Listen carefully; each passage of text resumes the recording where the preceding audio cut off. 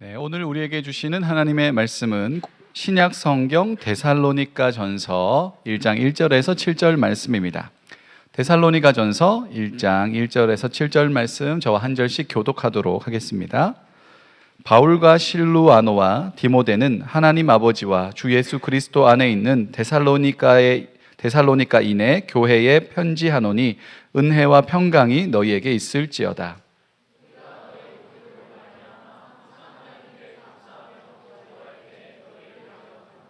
너희의 믿음의 역사와 사랑의 수고와 우리 주 예수 그리스도에 대한 소망의 인내를 우리 하나님 아버지 앞에서 끊임없이 기억함이니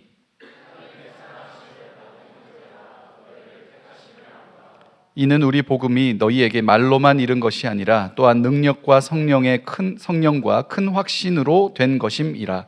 우리가 너희 가운데서 너희를 위하여 어떤 사람이 된 것은 너희가 아는 바와 같으니라.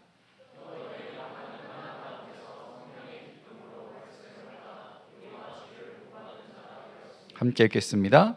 그러므로 너희가 마게도냐와 아가야에 있는 모든 믿는 자의 본이 되었느니라. 아멘. 한국에는 카페가 진짜 많죠. 밥집보다 카페가 더 많을 정도고, 놀랍게도 밥집보다 카페가 더 비쌀 때도 있습니다. 요즘에는 조금 한국의 유행은 대형 카페 혹은 아주 동네에 특색이 있는 카페. 두 카페의 특징은 뭐냐면 다 비싸다는 것에 있어요. 그래서 뭐 메뉴 하나에 7,000원, 8,000원 뭐 이런 거는 기본이고, 조금 더 하면 뭐 8,000원, 9,000원, 10,000원 넘어가는 데도 있고, 이제 드립 커피 전문점에 가면 원두나 내리는 사람에 따라서 가격이 달라지는 곳도 있습니다. 제 아내는 커피를 했던 사람인데, 그때 당시에 한 20년 전에도 커피 한 잔에 17,000원, 8,000원, 17, 18불 정도 했던 커피 잔당, 그랬던 기억도 납니다. 이게 하와이안 코나나 뭐 이런 거 있잖아요. 진짜 괜찮은 원두가 들어왔을 때 거기에 맞게 가격이 매겨지는 경우도 있는 거죠. 제가 이제 카페에서 본 일인데, 한 커플이 이제 두 사람이 이렇게 앉아 있었습니다. 저는 이제 한창 논문을 쓸 때 또 설교를 쓰다가 너무 안 써지면 이제 카페로 갔거든요. 가가지고 이제 그 백색 소음 아래서 그런 분위기 안에서 조금 이제 설교를 쓰면 잘 될 때가 있었단 말이죠.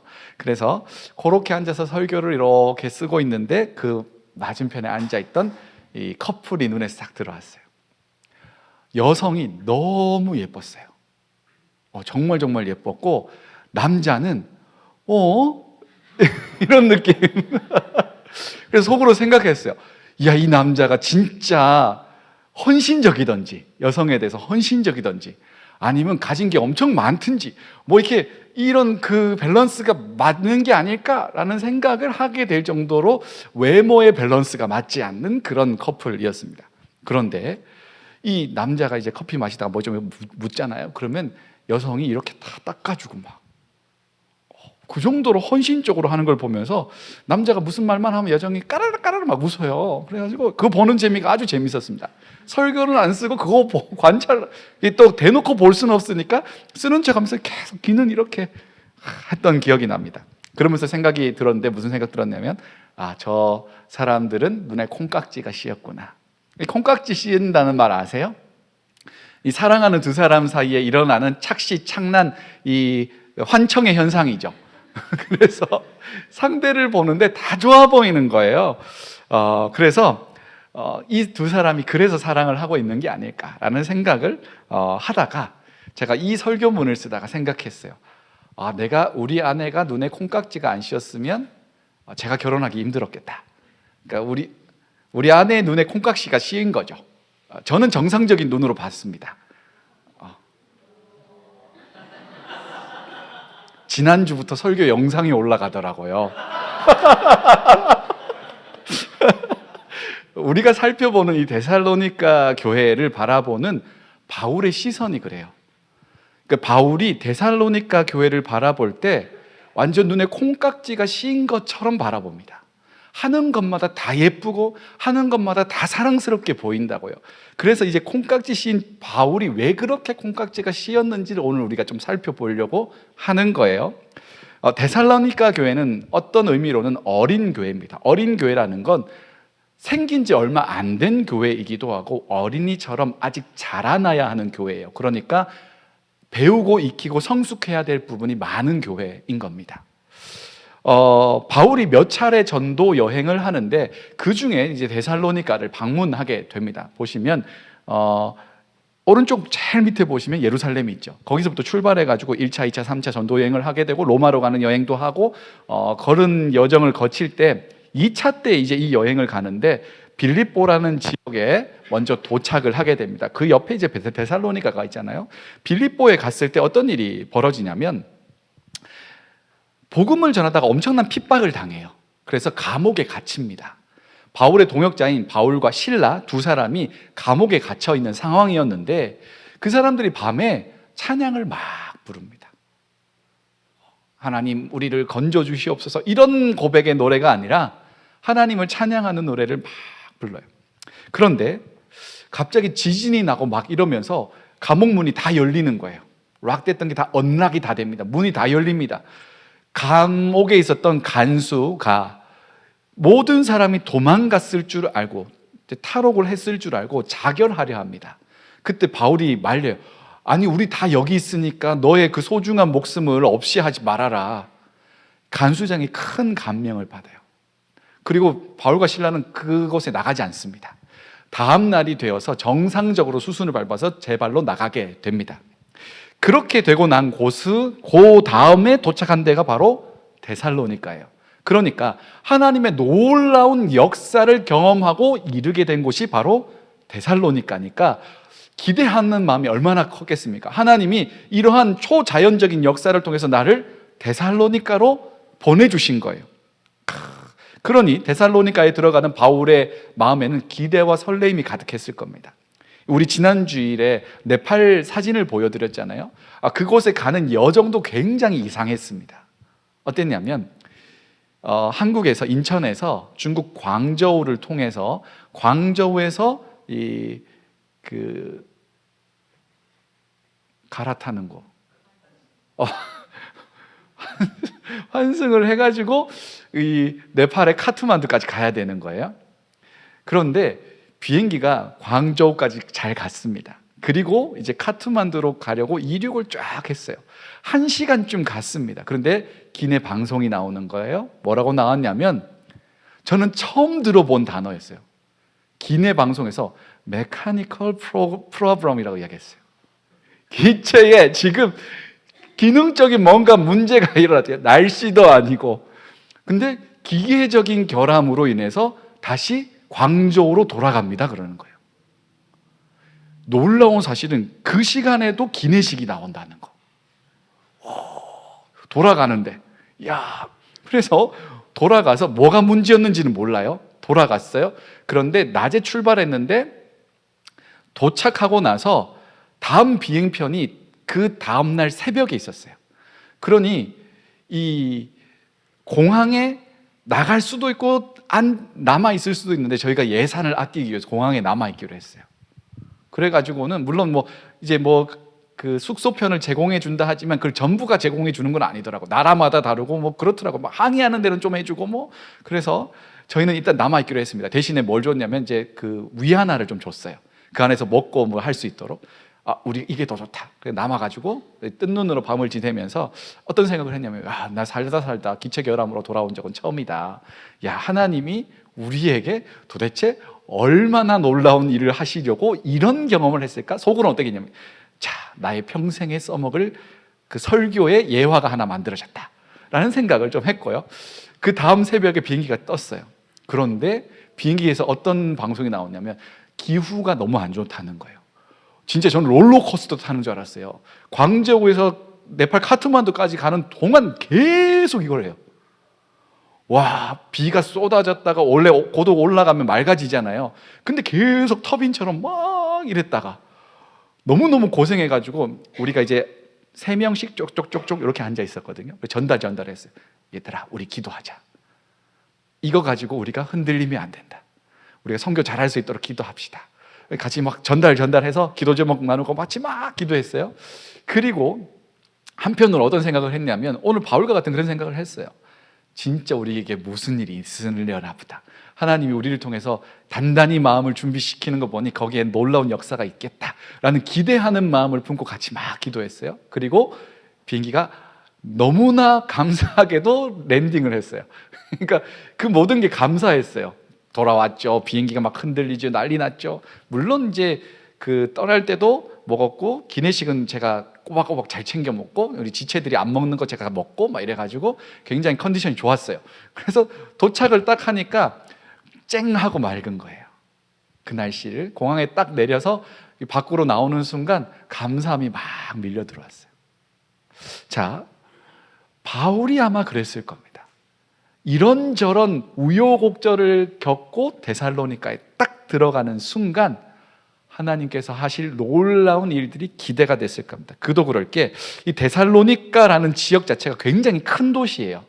이 마게도냐의 중심되는 행정 도시였습니다. 사람도 굉장히 많았고 유대인의 회당도 있었고, 그래서 이곳에서 복음을 전할 때 엄청난 수요가 있을 거라는 기대가 바울에게도 있었을 것이고, 옥문이 열려서 도착한 곳이니까 얼마나 감사한 일이에요. 그래서 아주 즐겁게 복음을 전하려고 했을 겁니다. 그리고 그곳에서 실제로 복음을 전하기 시작합니다. 보통 바울이 어떻게 복음을 전했냐면 유대인의 회당으로 갑니다. 회당이 구성되려면 몇 명 이상의 유대인이 모여 있어야 돼요. 그러니까 최소한의 인원들이 지금 충족된 상황인 거예요. 그래서 사람들이 많이 모여 있는 상황 가운데서 구약에 예언된 그 메시아가 바로 예수님이다라는 이야기를 증명을 하는 식으로 복음을 전했단 말이에요. 그곳에서 복음을 막 전합니다. 그런데 꽤나 많은 사람들이 예수를 믿게 돼요. 어느 정도였냐면 이렇게 많이 믿어도 되나 싶을 정도로 예수를 막 믿기 시작합니다. 그 복음을 받아들이기 시작합니다. 구원의 열매가 막 맺힙니다. 이렇게 놀라운 일들이 막 벌어지고 있을 그때 요걸 시기하던 사람들이 있었어요. 유대인의 입장에서는 예수가 좀 껄끄러운 사람이에요. 왜냐하면 유대인이 지키는 그 율법들을 아주 뭐라고 했을까요? 문자적으로 지키고 있었는데 예수님은 그것을 하나님의 마음으로 다시 해석해서 알려주셨거든요. 그러니까 유대인들이 철저하게 지키고 있던 그 조항이 좀 껍데기처럼 느껴지는, 자신을 공격하는 것처럼 느껴졌단 말이에요. 그래서 예수에 대한 시각 자체가 별로 좋지 않았고, 이 예수라는 믿는 사람들이 로마랑 좀 트러블이 많은 것도 싫었습니다. 그때 당시 유대교는 로마와 정치적으로 좀 결탁이 되어 있다고도 볼 수 있거든요. 그러니까 이 사람들 때문에 우리까지 피해를 입는 게 아닐까. 물론 교리적으로도, 성경을 해석하는 것으로도 문제가 있었기 때문에 예수 믿는 사람을 아주 싫어했단 말이에요. 그래서 어떻게 하냐면 고발을 합니다. 얘네들이 우리의 황제는 로마의 황제인 카이사르밖에 없는데 다른 황제인 예수라는 사람을 자꾸 전파한다. 예수님은 로마의 황제가 될 생각도 전혀 없었고 그렇게 말씀하신 적도 없죠. 그런데 유대인이 딱 말을 바꿔가지고 예수님을 정치적인 메시아로 자꾸 만드는 거예요. 그래서 고소를 합니다. 그래서 갇혀요. 감옥에 끌려갔다가 그 돈 많은 그 지역에 마게도냐 이 데살로니가에 있던 예수 믿게 된 한 사람이 보석금을 많이 치르고 빼내옵니다. 그런데도 상황이 점점 심각해져요. 그래서 결국에 어떻게 하냐면 한밤중에 이 두 사람을 저 베레아라는 지역으로 보냅니다. 그러니 바울의 마음이 어떨까요? 놀라운 하나님의 역사를 경험하고 데살로니가로 갔어요. 복음이 많이 전해졌어요. 더 전하고 싶어요. 그런데 쫓기듯이 떠나온 곳이 데살로니가예요. 그러니까 데살로니가를 너무 좋아하는데 애잔하고 애틋한 마음, 그리운 마음이 가득한 곳이 바로 데살로니가 교회였던 거죠. 여러분, 사랑하는 사람이 생기면 눈에 콩깍지가 씌이면 아까 말씀드린 대로 공통된 현상이 나타나는데 환상, 착시, 환청 이런 겁니다. 객관적으로 안 예뻐 보이는데 내 눈에 예뻐 보이는 거예요. 제가 그래서 우리 아내에게 물어봤습니다. 저는 아내 얼굴 봤거든요.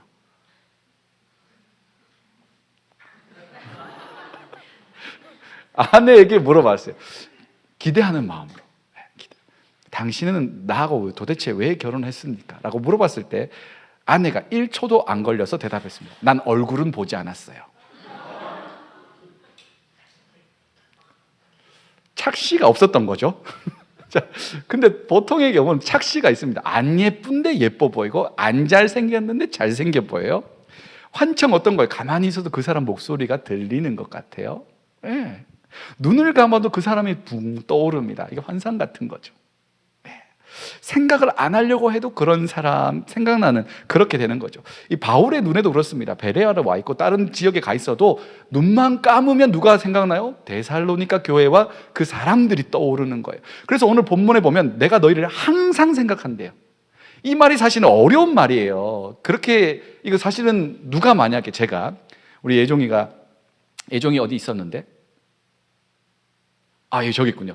예종이라고 해봅시다. 그러면 제가 예종이한테, 예종, 내가 너를 항상 생각하는 거 알지? 라고 하면 그건 거짓말이에요.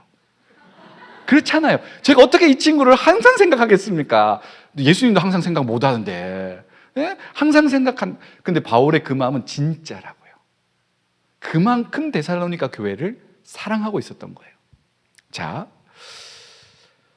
중요한 거 하나 있는데, 나는 상대방에 대해서 착시, 환청, 환상의 증상이 나타나고 있는데 상대방에게 그게 안 나타나고 있다면, 그리고 그게 한 달 정도 지속이 되고 있다면 그건 썸이 아닙니다, 여러분. 나 혼자 착각하고 있는 거예요. 혹은 상대방이 나는 널 좋아하지 않아 라고 이야기한다면 빨리 접으세요. 교회의 인력풀은 그렇게 많지 않아요. 여러분, 안 뚫리는 벽을 뚫으려고 굉장히 애쓰지 마시고 다시 기도하고 다시 마음을 리셋을 빨리 하고 다시 생각해야 돼. 그런데도 계속 생각난다? 그럼 저를 찾아오셔야 됩니다. 그분은 기도가 좀 필요할 수도 있어요. 자, 데살로니가 교회를 좀 살펴보려고 합니다. 어떤 공동체인지, 도대체 얼마나 사랑스러울 만했기 때문에 그랬는지를 한번 보려고 하는 거예요. 오늘 본문 2절 3절 같이 읽어보도록 하겠습니다. 시작. 우리가 너희 모두로 말미암아 항상 하나님께 감사하며 기도할 때에 너희를 기억함은 너희의 믿음의 역사와 사랑의 수고와 우리 주 예수 그리스도에 대한 소망의 인내를 우리 하나님 아버지 앞에서 끊임없이 기억함이니. 아멘. 2절에 보면 우리가 너희 모두로 말미암아 라고 표현합니다. 그러니까 바울의 머릿속에는, 생각 속에는, 마음 속에는 그 데살로니가 교회 한 사람 한 사람 한 사람이 다 생각나는 거예요. 저도 목회자지만 굉장히 본받아야 되겠다 생각을 합니다. 그래서 저도 이제 밖에 이렇게 서 있잖아요. 예배 시작하기 전에 서 있잖아요. 얼굴이라도 좀 더 익히고 인사하고 하고 싶은 마음이 있는 거거든요. 여기서 조금 더 이제 도전을 하려고 해요. 빠른 시일 안에 여러분들에게 좋은 환경 이렇게 같이 나눠서 인사도 나누고 커피도 마시고 하고 예배에 들어갈 수 있도록 환경을 지금 만들려고 구상하고 있습니다. 조만간 될 거예요. 그러면 저기가 이제 라운지가 돼가지고 커피도 마시고 빵도 마시고 의자도 앉아가지고 이런저런 이야기도 하고 음악도 들으면서 언니하고 처음 보는 사람 있으면 찾아가가지고 계셨니? 너 처음 보는데 미안하다. 이름 뭐냐? 이렇게 해가면서 서로 알아가는 시간들을 가지려고. 왜냐하면 이 예배 공간 안에서는 이름도 못 물어보죠. 얼굴도 잘 모르죠. 이렇게 그날따라 화장이 잘 되신 분들은 눈에 들어올 수도 있어요. 또 이제 머리가 잘 되신 분들은 또 들어올 수도 있어요. 오늘 또 우리 준민 형제 머리가 막 기가 막히게 잘 꼬아놨어요. 미용실 갔다 왔나 싶을 정도로. 이런 친구들 눈에 들어오지만 또 여러 명이 같이 이렇게 앉아 있다 보면 눈에 잘 안 들어올 수도 있잖아요. 그러니까 한 명 한 명 서로를 다 알아갈 수 있도록 뒤에 이제 그런 공간을 만들어 보려고 하고 있어요. 바울의 눈엔 다 보였대요. 얼마나 감사한 일이에요. 그리고 말씀드렸지만 항상이라고 했잖아요. 거짓말 아니라 진짜로 그랬다는 거예요. 얼만큼 사랑해야 이렇게 되는 걸까요? 바울이 데살로니가를 인해서 항상 감사하고 기도하게 되는 건 막연한 감정만은 아닙니다. 그들 가운데 사랑받을 만한 구석이 있어서 그래요. 오늘 세 가지로 좀 볼 건데, 첫 번째는 뭐냐면 3절에 기록되어 있는 믿음의 역사라는 부분이 있습니다. 이 원문의 뜻을 살려서 읽으면 믿음에서 우러나오는 너희의 역사라고 표현할 수 있어요. 이 역사라는 말 work라고 되어 있는데 act라고도 해석해도 괜찮아요. 어떤 믿음을 가지고 거기에서부터 비롯된 행동이 있었다는 거예요. 야고보서에 보면 이런 부분 잘 나와 있죠. 행함이 없는 믿음은 그 자체가 죽은 거라고 이야기해요. 여러분, 믿는 것은 행함을 통해서 그것이 진짜인지 아닌지가 판가름 납니다.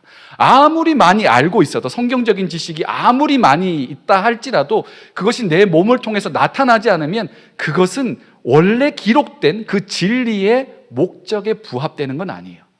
성경에 기록되어 있는 목적은 뭐예요? 읽고 이해하고 감동받으라고 쓴 책이 전혀 아닙니다.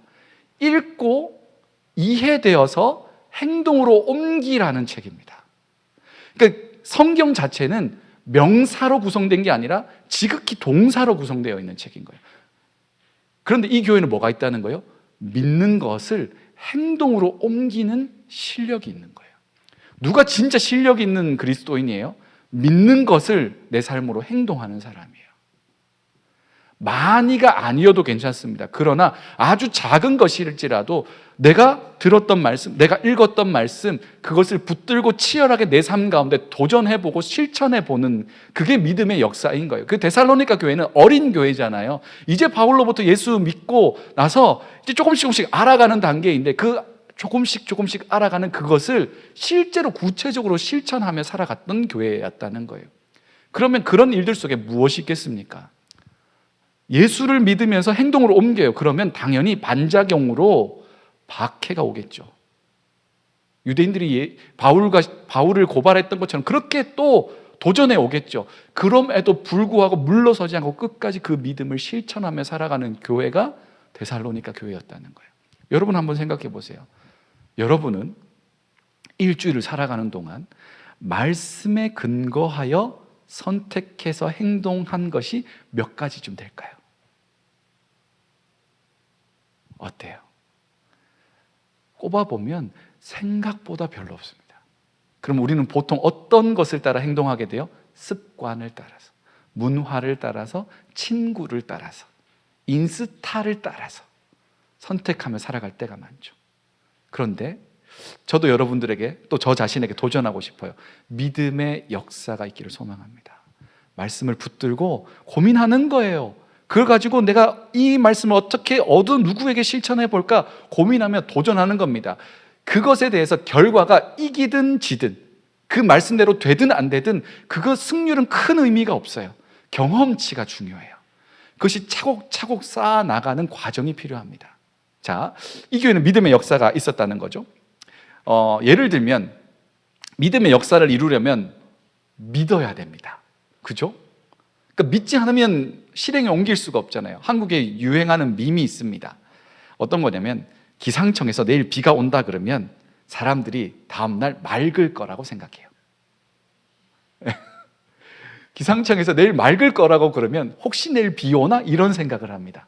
왜냐하면 이게 왜 그렇게 되는지는 모르겠지만 기상청 예보보다 내일 날씨와 똑같습니다라는 게 더 확률이 높대요. 그런 이제 수치가 나오면서 사람들이 기상청 예보를, 한국에 있는 기상청 예보를 잘 믿지 않게 됩니다. 그러니 기상청에서 내일은 맑습니다 그러면 은근슬쩍 우산을 챙길 수도 있는 거죠. 그게 왜 그런 거예요? 믿지 않기 때문에 그래요. 그런데 기상청 예보가 100% 다 맞다고 생각해 보세요. 그럼 내일 비 옵니다 그러면 사람들이 다 어떻게 행동해요? 우산을 챙기겠죠. 그러니까 믿는 것과 행동하는 것은 아주 밀접한 관계가 있다고요. 그러니 여러분이 믿음의 역사를 이루기 위해서는 여기 기록된 말씀이 진짜라는 걸 믿는 과정이 필요합니다. 그래서 믿음의 역사의 가장 밑바탕에는 믿음이라는 게 있어야 되고, 이 말씀, 기록된 말씀이 진리라는 믿음, 그리고 이 말씀을 통해 하나님 역사하신다는 믿음이 필요해요.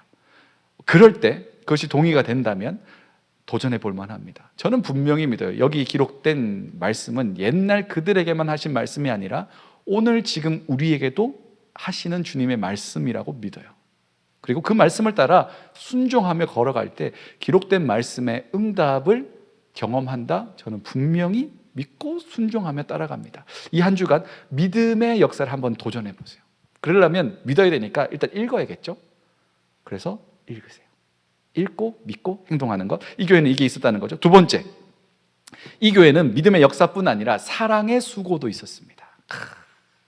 이 사랑으로 하는 수고라는 뜻인데, 이 수고라는 뜻을 원어를 좀 살펴보면 이렇게 되어 있습니다. 어떤 것에 배인 상처라는 뜻도 가지고 있어요. 조금 이해가 안 되죠. 수고인데, 노동하고 애쓰고 힘써서 무엇인가를 행동하는 건데 그 말의 이면에는 상처 날 정도로 베이는 것도 포함되어 있다는 거예요. 우리 몸에 상처가 생기는 건 그럴 수 있다고 치는데, 어떤 교회 일을 섬김에 있어서 몸이 힘든 것보다 더 힘든 건 뭐예요? 관계나 감정이나 마음의 상처가 생길 수도 있죠. 그런 건 누가 경험하냐면 누군가를 대신해서 그런 일들을 하는 사람에게 생기는 거예요. 그냥 예배에 나오는 것도 너무너무 감사한 일인데 어떤 섬김의 자리가 있잖아요. 그거를 섬기는 사람이 경험할 수 있는 게 사랑의 수고예요. 섬기다 보면 이런저런 일로 비판하는 이야기도 듣기도 하고, 때론 내 마음과 달리 아쉬운 결과가 나올 때도 있고, 그러니까 수고로움을 하지만 이면에 상처받는 것도 분명히 있거든요. 자, 지금이 어떤 시즌이냐면 제가 여러분들에게 많이 연락을 하는 시기잖아요. 그죠? 연락 받으신 분들도 있고 잘 하지 않던 스킨십을 막 합니다. 그래가지고 막 들어오면 등을 막 쓰다듬으면서 할 거지? 하자! 이거 뭐 하자는 거예요? 지금 셀장 섭외 기간. 셀장 한번 생각해 볼까요? 셀장으로 섬기는 건 몸이 피곤한 일이에요. 왜냐하면 토요일 오전 9시에 와야 되거든. 여러분 토요일 오전 9시에 다 주무시고 쉴 수 있는 시간인데 시간을 헌신해서 온단 말이에요. 몸이 피곤하죠. 근데 그것 때문에 셀장 못한다는 사람은 잘 없어요. 뭐 때문에 그래요? 말은 제가 준비가 덜 돼서, 그거는 그냥 제가 들을 때는 완곡한 거절의 표현이라고, 그냥 교회의 용어라고 보고요. 실제는 뭐예요? 하면서 마상을 입어요. 제일 마상 입은 게 뭔지 아세요? 뭐를 올리면 답을 좀 해야 될 텐데 익십, 의도적으로 연락을 받지 않거나, 여러분을 대신해서 누가 셀장으로 섬기는 거잖아요. 얼마나 고마운 일이에요. 근데 섬기면서 상처도 받는 거예요. 그런 여러분 셀장으로 섬기거나 찬양팀 섬기거나 커미티나 뭐 미디어나 예배 준비팀이나 새가족이나 쉐마나 다양하게 섬기는 분들 진짜 귀하게 생각해야 돼요. 왜냐하면 이분은 칼에 베이는 것 같은 상처를 입으면서도 섬기는 사람들이에요. 나라면 그렇게 할 수 있어요? 잘 못하잖아요. 그런데 나를 대신해서 그런 일들을 해주고 있는 거예요. 고마운 거 아니겠습니까? 그래서 이 시간에는 그런 분들에게 박수로 감사의 표현을 하면 좋겠습니다. 시작! 제 사랑의 수고를 하고 있잖아요. 얼마나 귀합니까? 돈 주는 것도 아니에요. 이거 가지고 돈 받았으면 여러분 빌딩 세웠을 수도 있어요. 데살로니가 교회는 사랑의 수고가 있는 교회였어요. 섬기는 게 쉽지 않아도 끝까지 사랑하며 섬기는 거예요. 그런데 재미난 거잖아요. 수고만 있는 게 아니고 사랑의 수고예요. 그럼 이런 수고를 하게 되는 밑바탕에는 어떤 게 깔려 있는 거예요? 이 공동체를 사랑하는 마음이 있는 거예요. 하나님을 사랑하는 마음이 있는 거예요. 그래서 이 섬김에 있어서 가장 중요한 게 뭘까? 섬김에 있어서 가장 채워져야 할 건 뭐냐? 그것은 사랑의 마음이에요. 공동체를 사랑하는 마음을 하나님께서 부어주실 때 수고로움이 있다는 걸 알면서도 섬길 수 있는 거예요. 장밋빛 미래를 이야기하지 않습니다. 이거 섬기면 다 잘 될까? 그러지 않습니다. 사랑에는 수고가 있습니다. 때로는 칼에 베이는 상처 같은 아픔이 있을지도 모르겠어요. 그럼에도 불구하고 하나님께서 사랑의 마음을 부어주실 때 그걸 감당할 수 있다고요. 앞으로도 섬겨나갈 모든 분들에게 수고로움이 있겠지만 사랑의 하나님께서 사랑의 마음을 가득가득 부어주셔서 그것까지도 품고 섬겨낼 수 있는, 그게 진짜 성숙이잖아요. 성숙한 여정을 여러분들에게 허락해 주실 거예요. 그리고 감당하게 하실 거예요. 여러분들은 그것을 위해서 잘 섬길 수 있도록 도와주시고 격려해 주시고 힘을 모아주셨으면 좋겠어요. 이 데살로니가 교회는 사랑의 수고가 있는 교회. 마지막으로 이 교회는 뭐가 있었냐면 소망의 인내를 가지고 있는 교회였습니다. 우리가 어떤 걸 소망할 수 있어요. 저도 소망하는 게 있어요. 캐나다에서 소망하는 게 있어요. 이거 이렇게 됐으면 좋겠다. 여러분들을 대상으로도 이런 것을 소망하는 경우가 있습니다. 어떤 지체를 향해서 이 지체가 꼭 이렇게 됐으면 좋겠다. 막 이런 소망을 품게 되죠. 우리는 그런 소망을 꽤나 많이 가지고 있습니다. 개인적으로도. 그죠? 그런데 이 소망이 현실이 될 때까지 인내하는 사람은 그렇게 많지 않아요. 그래서 소망이 그냥 소망의 리스트로 끝나버리는 거죠. 소망이 현실이 되기까지 어떤 과정을 거쳐야 돼요? 인내라는 과정이 꼭 필요하다는 거예요.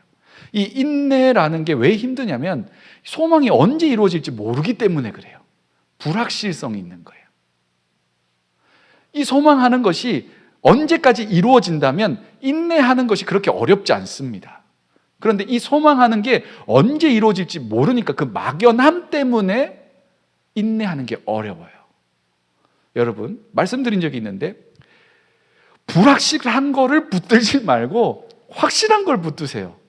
자, 소망이 현실이 되는 건 불확실한 겁니다. 언제 될지 모릅니다. 그런데 그 가운데 이루실 하나님은 확실한 분이에요. 그러니 소망이 현실이 되기까지 우리가 붙들어야 되는 건 그 시간이 아니라 하나님이에요.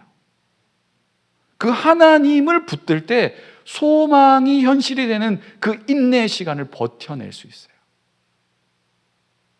자, 인내로 번역된 이 헬라어 휘포모네스는 군대 용어예요. 군대 용어. 어떤 거냐면 방패를 가지고 적이 막 밀어붙일 때 그걸 끝까지 버티는 걸 인내라고 부르는 거예요. 그러니까 가만히 넋놓고 앉아있는 시간을 인내라고 부르지 않아요. 내가 힘을 쓰고 에너지를 막 쏟으면서 버티는 게 인내라고요. 그런데 왜 인내할 수 있어요? 그 소망은 반드시 현실이 될 거기 때문에 그런 거예요. 그러면 우리는 우리의 막연한 기대가 현실이 된다고 보기는 어렵고, 믿음의 사람이라면 무엇이 현실이 돼요? 우리를 향해 품으신 주님의 뜻이 현실이 되는 거예요. 우리를 향해 품으신 하나님의 계획이 현실이 되는 겁니다. 그러면 하나님의 뜻과 나의 소망을 일치시켜 나가는 동기와 과정을 거치면 참 좋겠죠. 그게 뭐예요? 그게 기도라고요. 기도가 뭐예요? 하나님과 나의 뜻을 동기화시키는 거예요. 내 뜻 가운데 내 뜻이 분명히 있는데 하나님 노하면 그걸 받아들이는 거예요. 하나님이 더 기다리라 하면 기다리는 거예요. 내 것을 들고 나아갔지만 하나님 것을 들고 나오는 게 기도라고요. 근데 놀라운 게 뭔지 아세요? 내 뜻에 하나님이 맞춰주시기도 한다고요. 그게 신학적인 용어로 하나님의 조정이라고 불러요. 기도 가운데 그런 일들이 벌어지는 거예요. 그러니 여러분, 기도하며 인내하는 겁니다. 막연히 버티는 게 아니라 기도하며 인내하는 겁니다. 기도 가운데 누구를 확인해요? 나와 함께 하시는 하나님을 확인할 수 있잖아요. 그걸 붙들고 가는 거예요. 이 교회는 소망의 인내가 있는 교회였어요. 그러니 바울이 볼 때 이 교회는 여리디 여리고 어리디 어린 교회임에도 불구하고 믿는 바를 행동으로 옮겨요.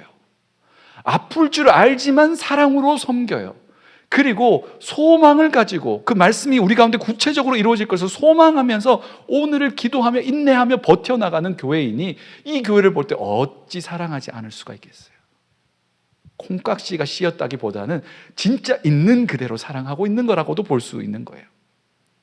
그런데 그러면 이 교회는 이런 것만 있었냐? 아니에요. 안 좋은 점도 굉장히 많았습니다. 구체적으로 이런 거예요. 부활에 대한 잘못된 지식이 있었어요. 그래서 이런 게 있었습니다. 곧 예수님이 다시 오실 거기 때문에 내가 굳이 지금 일을 해야 되나? 라는 생각을 했어요. 그래서 예수님 다시 오시면 내가 열심히 일하고 번 돈이 무슨 의미가 있나? 그래서 놀고 먹었어요. 자기만 놀고 먹은 게 아니라 옆 사람도 놀고 먹게 만들고 엄마가 벌어놓은 거 다 땡겨 쓰고 막 이랬다고요. 바울이 야 그거 아니다. 놀고 먹으면 안 된다. 그거 잘못 알고 있는 거야. 주님 언제 오실지 모르는 거다. 언제 오실지는 모르는 거. 오시는 건 확실한데 언제 오는 건 모르니까 오늘을 제대로 살아야지 라고 가르쳐 줍니다. 그러니 부족한 것이 많이 있었다고요. 그럼에도 불구하고 바울의 눈에 이 사람들은 사랑스러웠어요. 왜요? 사랑하기로 결정했어요. 이 부족한 부분까지도 내가 품고 사랑하고 성숙한 교회로 만들어 가야지라는 마음으로 사랑하는 거예요. 이 사전에 콩깍지라는 단어를 찾아보면 이렇게 되어 있어요. 사실을 있는 그대로 보지 못하는 것을 가리키는 말이에요. 그런데 이 말 조금만 뒤집어 볼게요. 뒤집어서 설명하면 이렇게 됩니다. 상대에게 있는 약한 부분까지도 사랑하겠다고 보는 것. 그게 저는 콩깍지라고 다시 해석하고 싶어요. 연애 초기에 사랑하는 연인에게 콩깍지는 있는 그대로 다 좋아 보이는 겁니다. 그냥 다 좋아 보여요. 여기 난 점도 사랑스러워 보이고, 목소리가 막 이렇게 뒤집히는 분도 그 목소리 뒤집히는 것도 사랑스러워 보이고, 피곤에 쩔어가지고 다크서클 이만큼 내려온 것도 아이섀도우 바른 것처럼 생각하고, 뭐 이렇게 되는 거예요. 그런데 사랑이 성숙해지잖아요. 성숙해지면 상대방의 연약함과 미숙함까지도 품고 사랑하는 겁니다. 그게 진짜 콩깍지가 씌이는 거예요. 데살로니가 교회를 바라보는 바울의 시선이 그랬다고요.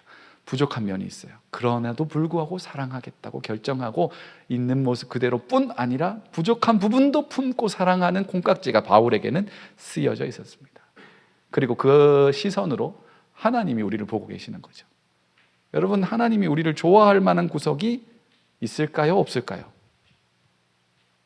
있습니다. 없지 않아. 여러분, 사랑스러울 만한 구석이 있다고요. 그런데 안 사랑할 만한 구석도 되게 많죠. 사실은. 그럼에도 불구하고 하나님은 우리를 볼 때 사랑한다고 이야기하잖아요. 그건 하나님 눈에 콩깍지가 단단히 씌인 겁니다. 죄인을 사랑하겠다고 하잖아요. 이 죄인을 위해서 자신의 아들까지 죽이잖아요. 그러니까 하나님 굉장히 그 이성적이거나 논리적이지 않은 사랑을 하고 있는 것처럼 보여요. 그런데 이 사랑을 다시 표현해 보면 우리의 부족함과 연약함까지도 품고 사랑하겠다는 콩깍지가 하나님께 씌어져 있는 거죠. 그리고 그 하나님의 사랑을 구현해 나가는 곳이 바로 공동체입니다.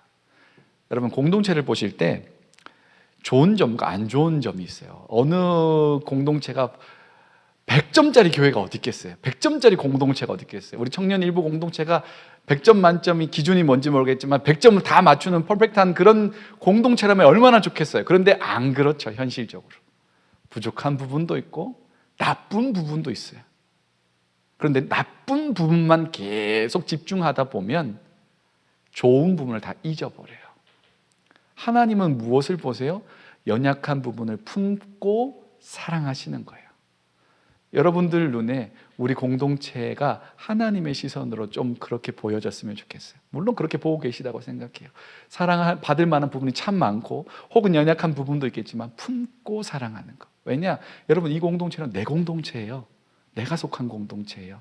그죠? 내가 채워나가고 내가 섬겨나가고 내가 더 아름답게 만들어 나갈 공동체인 거예요. 우리가. 그래서 우리라는 공동체 안에 묶어주신 거죠. 그렇게 서로를 품고 사랑하고 또 노력하여 나갈 때 믿음의 역사와 사랑의 수고와 소망의 인내를 우리가 우리 공동체 안에서 이 구현해 나갈 때 제법 하나님 보실 때 데살로니가 교회처럼 아름다운 공동체가 될 거라고 전 믿어요. 우리는 충분히 그런 공동체를 만들어 나갈 수 있습니다. 그렇게 만들어 나가고 있는 한 사람 한 사람들을 여러분 소중하게 생각해 주시고 칭찬해 주시고 격려해 주세요. 더 아름답게 잘 세워나갈 수 있을 겁니다. 이제 여름이 다 끝나갔습니다. 물론 이제 좀 낮에는 기온이 오르겠지만 아침에 추워요. 저는 어제 테스트로 저희 집에 이제 그 난방을 한번 돌려봤어요. 괜찮았어요. 집주인에게 연락하지 않아도 돼서 너무 감사했어요. 따뜻하더라고요. 아침 저녁 선선합니다. 이제 가을이 됐다는 건 곧 셀 모임이 개강한다는 이야기이죠. 예배를 비롯해서 다양한 모임들이 이제 시작이 될 겁니다. 후반기를 여러분 믿음의 역사, 사랑의 수고, 소망의 인내라는 이 키워드를 좀 품어가면서 생각하면서 우리 가을에 시작될 모든 사역과 여정, 모임들에 참여해 주시고 섬겨 나가 주시면 감사하겠습니다. 그때 이 하나님 눈에, 바울의 눈에 그렇게 아름다웠던 교회처럼 우리 공동체도 그렇게 아름답게 세워져 갈 줄 믿습니다. 동시에 여러분들에게 좀 부탁드리고 싶은 것도 있습니다. 공동체가 걸어가는 크고 작은 사역들이 있습니다. 함께 동참해 주시면 좋겠습니다. 이제 다양한 사역들이 펼쳐질 거거든요. 와서 누려보세요. 맛보시고 누려보시고 또 부족한 부분이 보이면 그건 내가 채워나갈 부분이다 생각해서 열심히 도와주시고 하면서 그렇게 아름답게 협력을 하면서 만들어 나가는 우리 청년 일부가 되면 참 좋겠습니다. 그런 가을을 맞이하는 저와 여러분 되기를 소망합니다. 기도하겠습니다. 아버지 하나님, 바울의 눈에 데살로니가